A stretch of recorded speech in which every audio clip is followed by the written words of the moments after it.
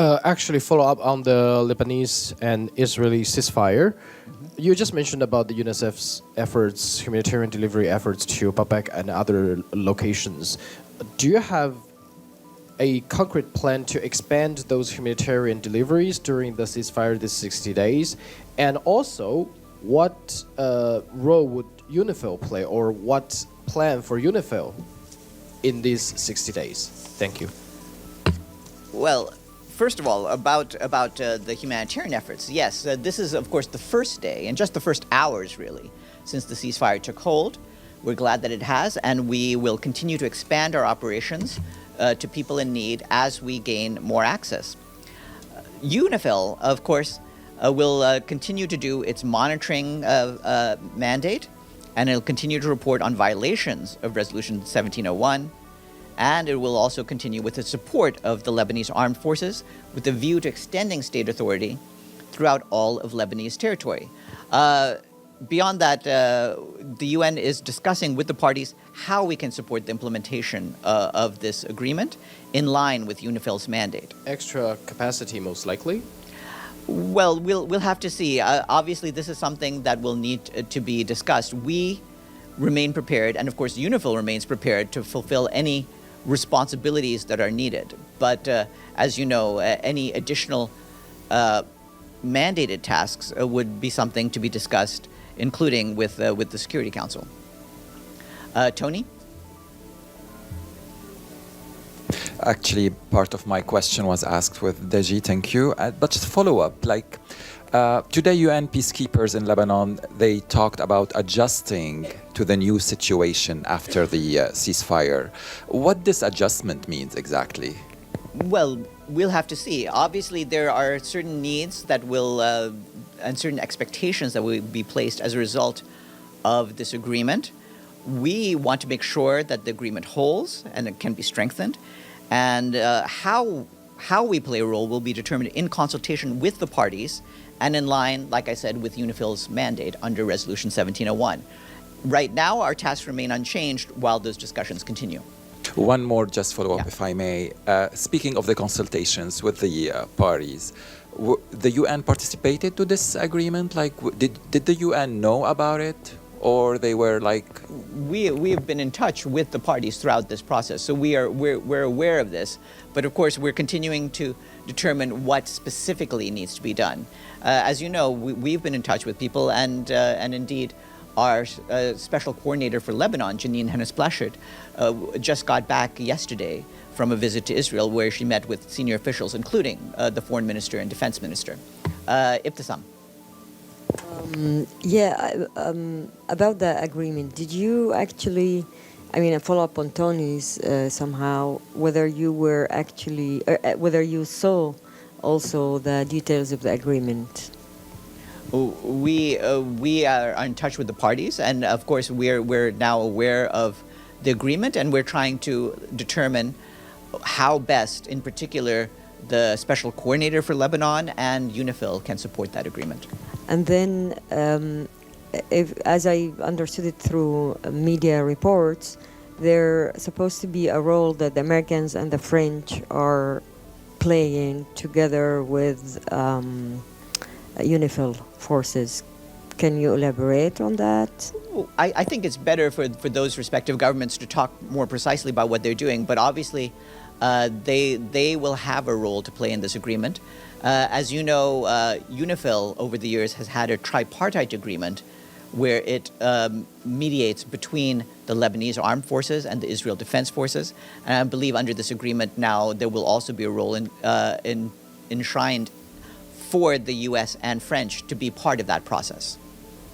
Okay, well, last one on different subject. The French officials say that they believe that Israeli Prime Minister Netanyahu has immunity from ICC. Any comments on that? I wouldn't have a comment on that. Obviously, it's for the International Criminal Court to discuss how parties to the Rome Statute respond to ICC requests. But if that there's anyone who has immunity from ICC. Well, again, mean- since this is an issue for the ICC, I'd rather that they speak about this. There is a statute, the Rome Statute, that has certain expectations on parties to the Rome Statute, and so it's for the ICC to talk about how that is to be implemented. Yes, Kristen.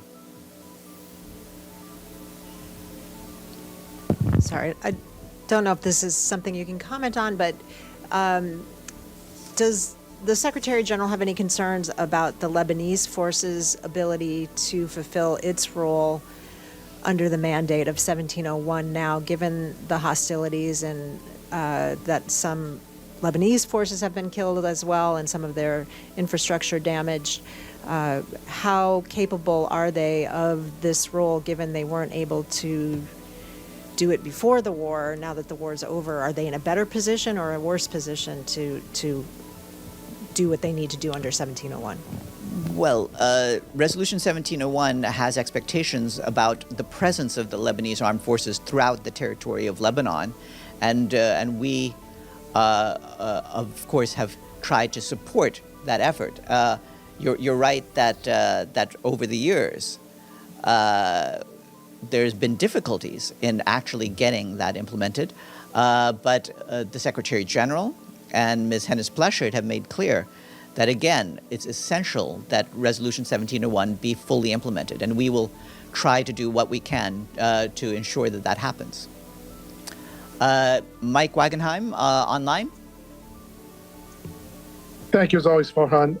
I'm trying to draw out a little bit. You said you were in touch, or the UN was in touch with the parties. I mean, that has a range of meanings. It could mean the UN was dictated to, or it could mean that the American and the French and other parties called and said, hey, what do you think about this? How can you help with implementing this part? I mean, it has obviously a broad range of meanings. Can you expand a little bit on what you mean by the parties were in touch with the UN during this process of building the ceasefire? Actually, Mike, I prefer for my words to have a broad range of meanings, so I'll leave it where I kept it. Okay, so I'll ask it in a different way. Does the UN feel it's being dictated to here in terms of the tripartite arrangement and the US and French taking over? Does it feel like the military technical committee that's being developed is going to kind of push UNIFIL out of its mandate? I mean, what's the feeling from the UN side? Well, UNIFIL's mandate is determined by the Security Council. For that mandate to change, the Security Council would have to change it. So we will fulfill our mandate to the best of our abilities. Regarding how we feel that this is an encouraging development, and we want to make sure that we can play a role that is supportive of having this ceasefire last. Okay, second question. Yeah. I'm sorry, go ahead. No, go ahead.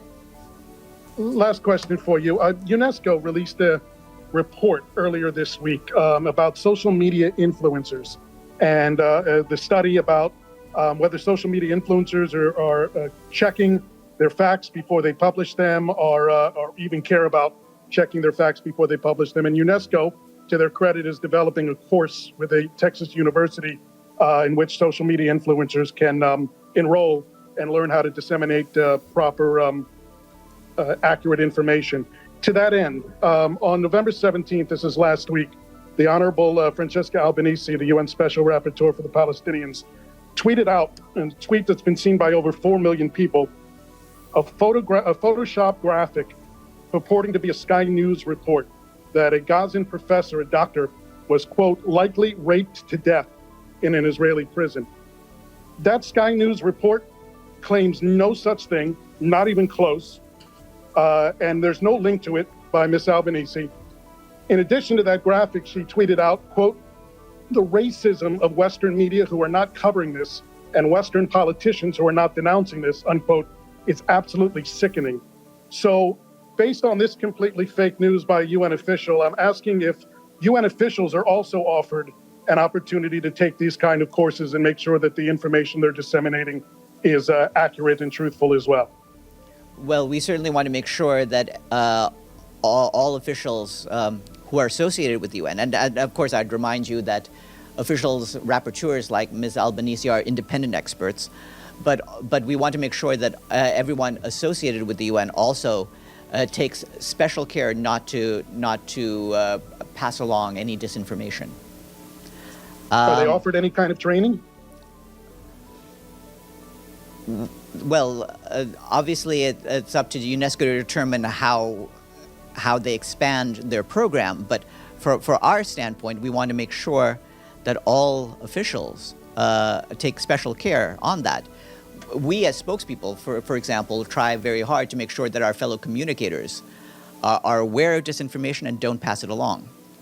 Thank you, Farhan. Thanks. Sharife, online? Yes. Hi, Farhan. Thank you. I wanted to ask you, yesterday, U.S. President Joe Biden said that the U.S. will make another push with Turkey, Egypt, Qatar, and Israel to achieve a ceasefire and hostage exchange deal in Gaza.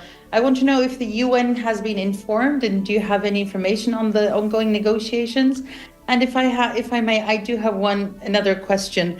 I know some time has passed, but there has been reports in the Greek Cypriot media that Secretary General Guterres met with Greek Cypriot leader Christodoulidis on the margins of COP29 in Baku, and they discussed the Cyprus issue. I went back to see if there are any readouts on such a meeting, but I could not find it. So could you confirm that the two met at COP29 and discussed the next steps on the Cyprus issue? Thank you. I don't have a readout of that meeting to share with you, but I can confirm that the meeting did, in fact, take place on the margins of COP29. There were a number of meetings that took place on the margin that were short ones for which we don't have readouts.